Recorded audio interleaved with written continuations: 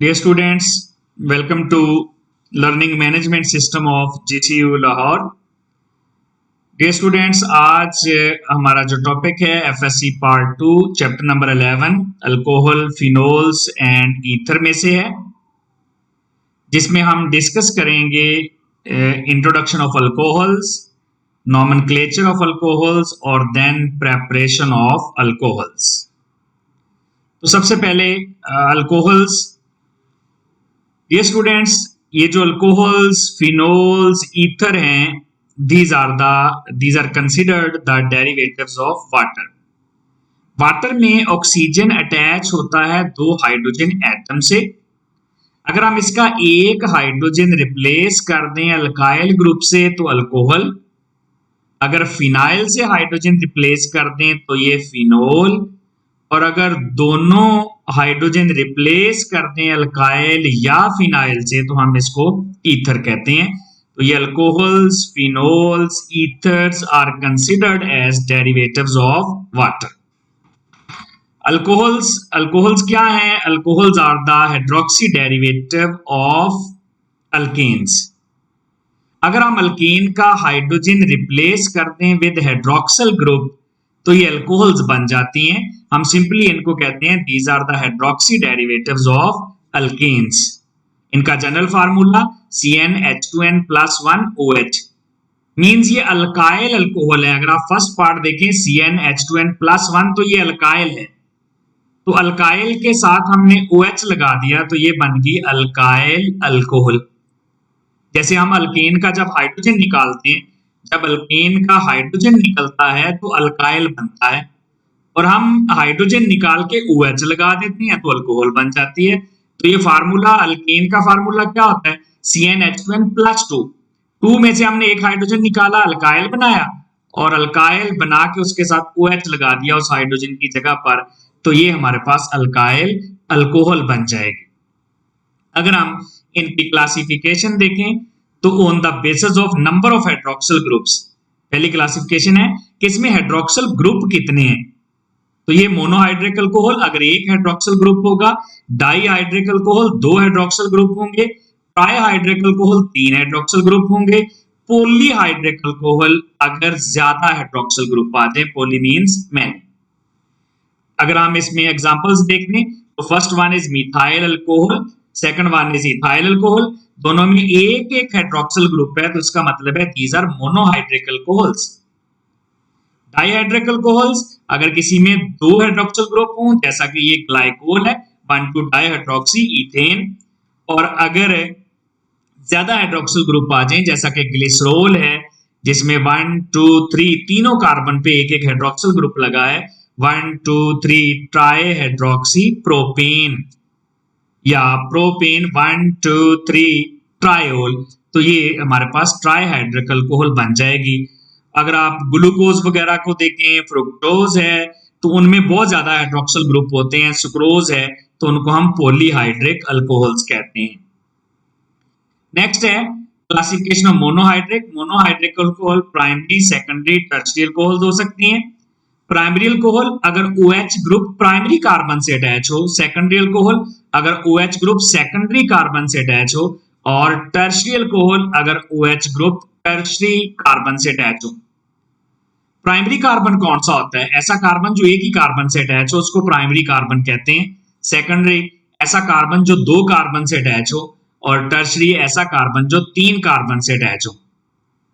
तो primary, secondary, tertiary alcohols actually ये classes हैं मोनोहाइड्रिक अल्कोहल्स की, और ये हम अटैचमेंट से देखते हैं कि OH जो है वो किस कार्बन से अटैच है। अगर प्राइमरी कार्बन से अटैच है प्राइमरी, सेकेंडरी से अटैच है सेकेंडरी अल्कोहल, और अगर टर्शियरी से अटैच है तो फिर टर्शियरी अल्कोहल बन जाएगी। जैसा कि देखें हमारे पास मिथाइल अल्कोहल है, इसको सुपर प्राइमरी भी कहते हैं, नर्सरी अल्कोहल भी कहते हैं, क्योंकि इसके साथ नेक्स्ट कार्बन कोई नहीं होता CI3 के साथ।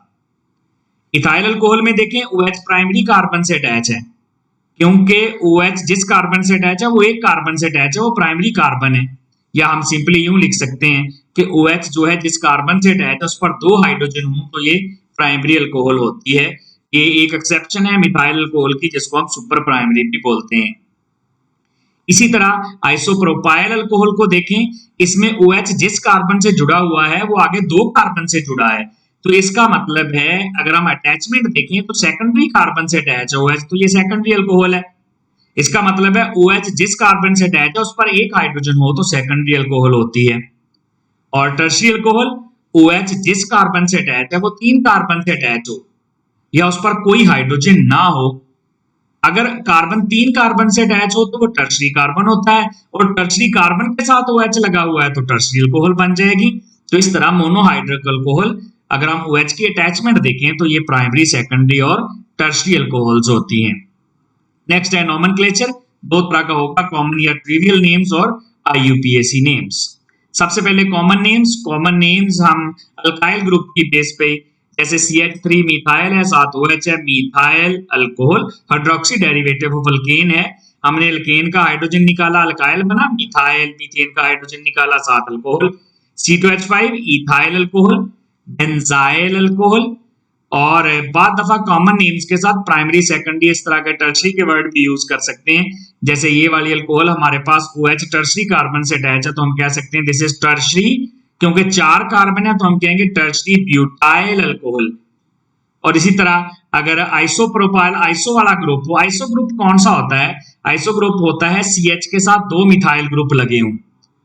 CH के साथ अगर 2 मिथाइल ग्रुप लगे हों तो उसको हम आइसो ग्रुप कहते हैं, तो ये आइसोप्रोपाइल अल्कोहल बन जाएगी।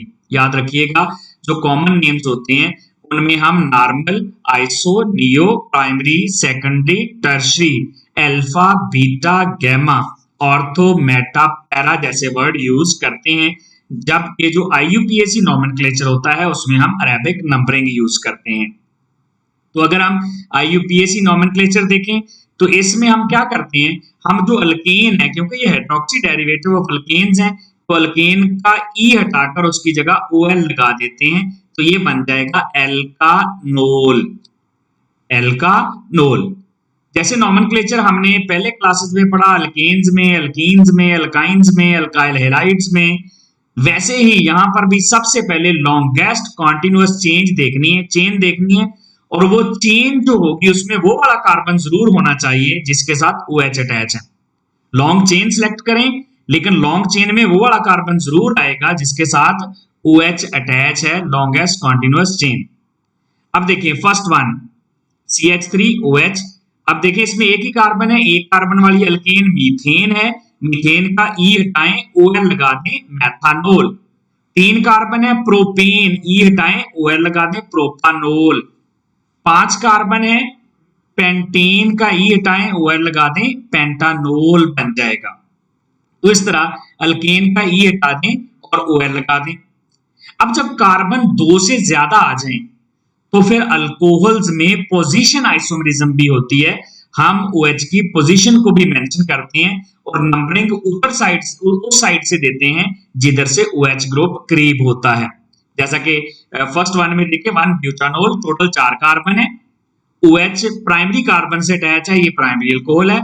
अब नंबरिंग उधर से देंगे जिधर से OH करीब है, तो हम OH वाले कार्बन से इसको स्टार्ट करेंगे क्योंकि वो टर्मिनल बन रहा है, तो 1 2 3 4 है।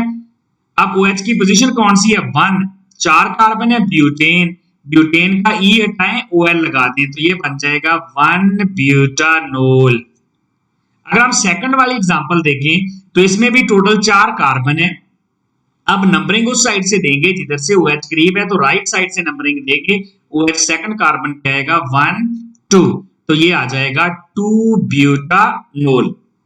तो 1 ब्यूटानोल 2 ब्यूटानोल दोनों एक दूसरे के पोजीशन आइसोमर्स बन जाएंगे क्योंकि यहां पर OH की पोजीशन का फर्क है। नेक्स्ट है हमारे पास IUPAC नेम्स में अगर एक से ज्यादा हाइड्रोक्सिल ग्रुप आ जाए, जैसा कि इसमें देखें ग्लाइकोलिस का कॉमन नेम हमने पढ़ा था।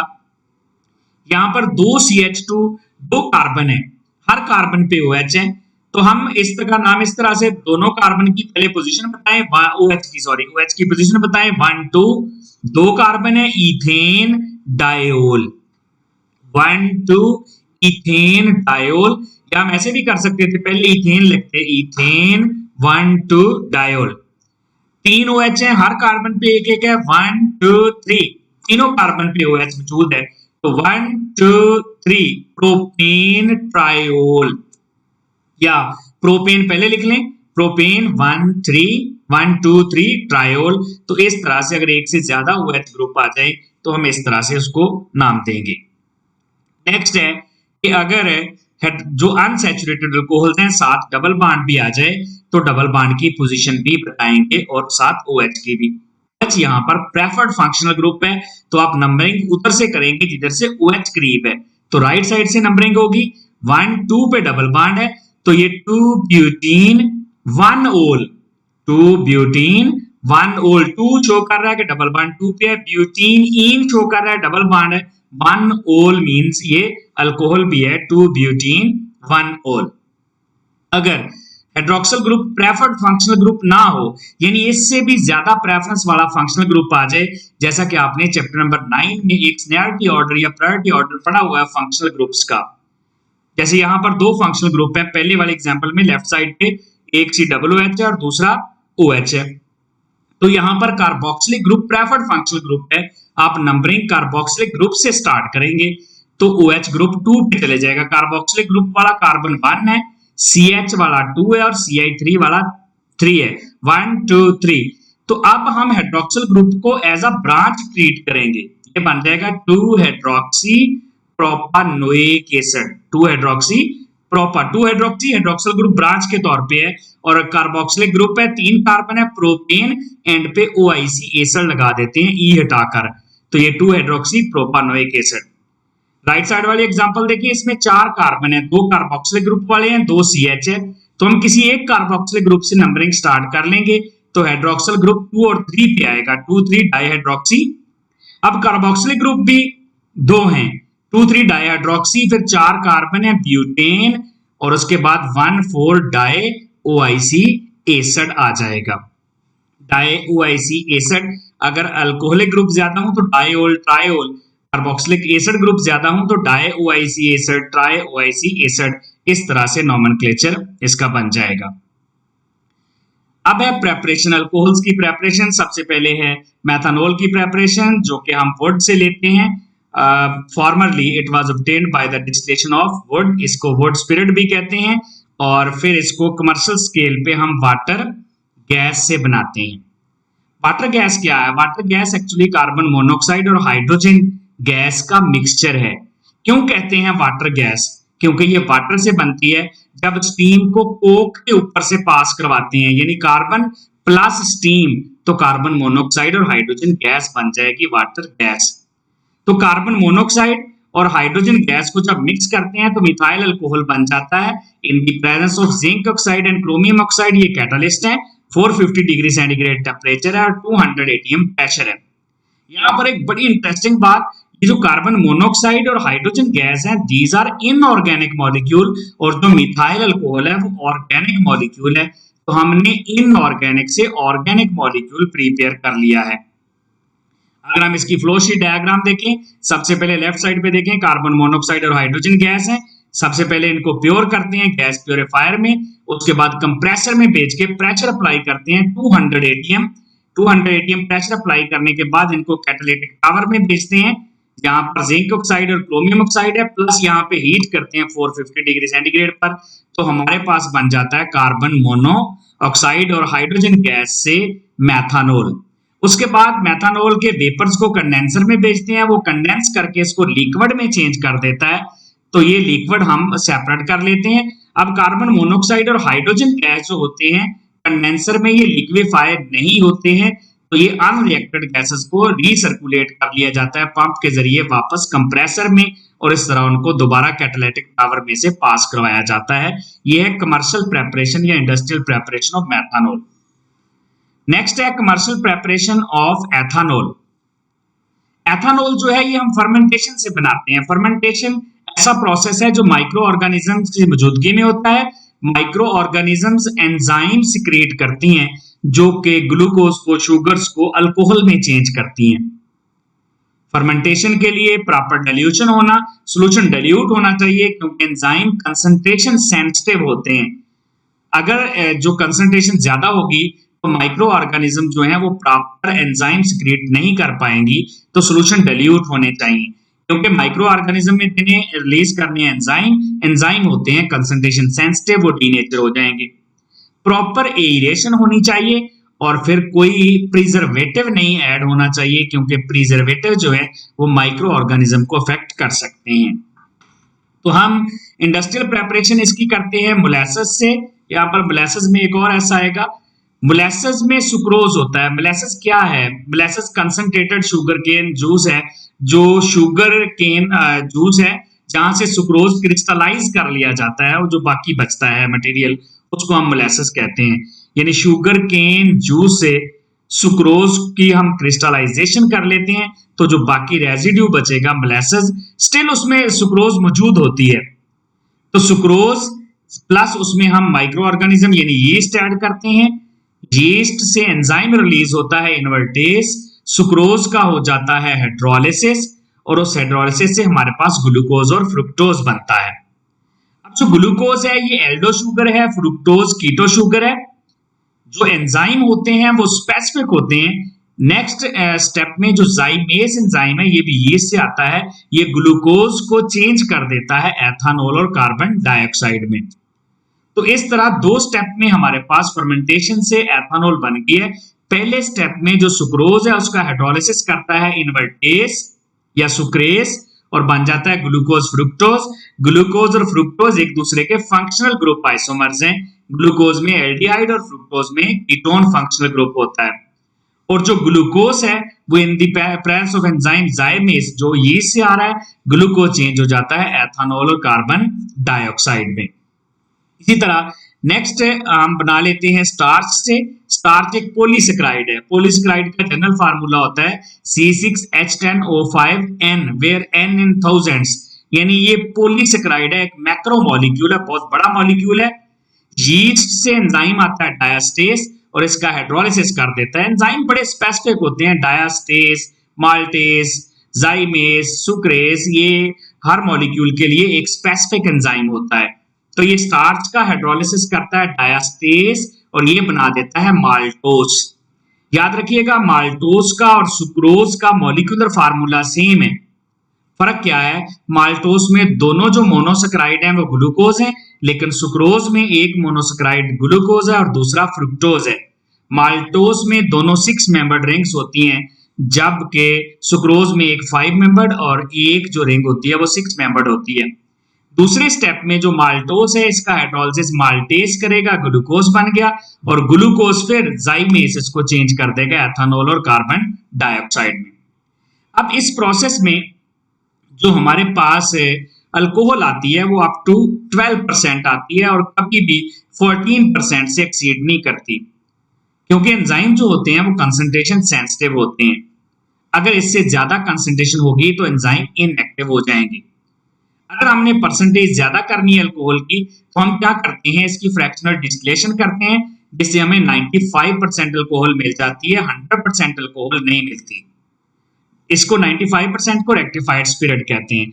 अब 100% अल्कोहल क्यों नहीं मिलती? क्योंकि आप फर्स्ट ईयर में भी पढ़ के आए हैं, जो अल्कोहल है, जो एथानॉल है और वाटर है, इसका जो मिक्सचर होता है वो नॉन आइडियल होता है। और नॉन आइडियल सोल्यूशन दो तरह के होते हैं, एक पॉजिटिव डेविएशन शो करने वाले और दूसरे नेगेटिव। तो आपने फर्स्ट ईयर में पढ़ा है इथाइल अल्कोहल और जो वाटर है ये पॉजिटिव डेविएशन शो करते हैं और ये 100% फ्रैक्शनल डिस्टिलेशन से सेपरेट नहीं हो सकते, क्योंकि खास टेम्परेचर पर they behave like a single molecule. अब अगर हमने 100% अल्कोहल बनानी है तो 100% अल्कोहल प्रिपेयर करने के लिए हमें इसको लाइम से ट्रीट करना पड़ेगा। लाइम बहुत अच्छा ड्राइंग एजेंट है, ये क्या करेगा, ये मॉइस्चर को अब्सॉर्ब कर लेगा। आपने ये वाली बात एब्सोल्यूट अल्कोहल बनाने वाली बात चैप्टर नंबर 2 में भी पढ़ रखी है। चैप्टर नंबर 2 में लास्ट में जो लाइम के यूजेस हैं इन इंडस्ट्री।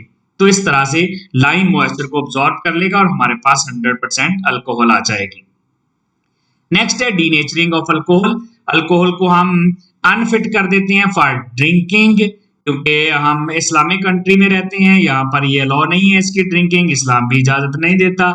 तो हम इसमें ऐड कर देते हैं 10% मेथानॉल, जिसको मिथाइलेटेड स्पिरिट कहेंगे, अब ये एक पॉइजनस अल्कोहल बन गया, पॉइजनस मिक्सचर बन गया है, जिसको हम डीनेचर्ड अल्कोहल कहते हैं।